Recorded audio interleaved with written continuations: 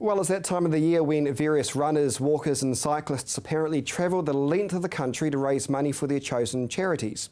The latest Good Samaritan to do just that is running his way through Christchurch to raise awareness for diabetes. Here's Marcus Gibbs. Peter Caldwell is gearing up for the final leg of an adventure spanning thousands of miles.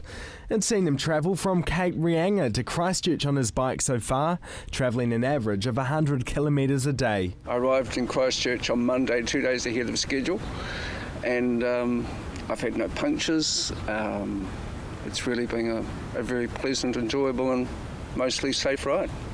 Diagnosed with type 2 diabetes 10 years ago, Peter turned his life around, culminating with this cycle trip. Tonight he arrives in Ashburton, and by next Thursday he plans to be in Bluff, marking the end of his journey that started nearly 3 weeks ago. Part of the reason for this ride, or the main reason, is just to bring to greater awareness the silent epidemic that is diabetes in New Zealand. There's about 250,000 people estimated to have the condition. As he's traversed the country, he's met dozens of people, sharing his story along the way. A lot of people have recognised what it is that I'm doing, and a lot of people have just come forward with some of the saddest stories you'd probably ever hear of loved ones who passed away early as a result of the condition. In many of these cases, the condition wasn't diagnosed until after the person had died. Yeah, that's been had a pretty big effect on me. Peter's hoping to raise $50,000 for Diabetes Wairapa. Each dollar will be used to boost awareness and to help people with diabetes manage their lives.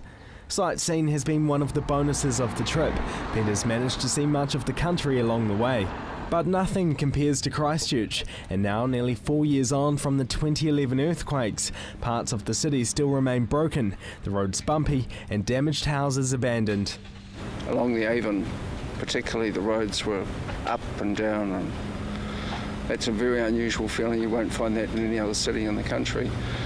You can see the bridges have been damaged, the rivers seem to be higher and lower in places. But just it's got an otherworldly feel to it. This massive ride took 6 months to plan. Peter will be sad to jump off the bike for the last time, but this won't be the end of his journey. I'll always be I consider myself an ambassador to, helping people be aware of how important it is to remain in good health, maintain good weight and everything like that.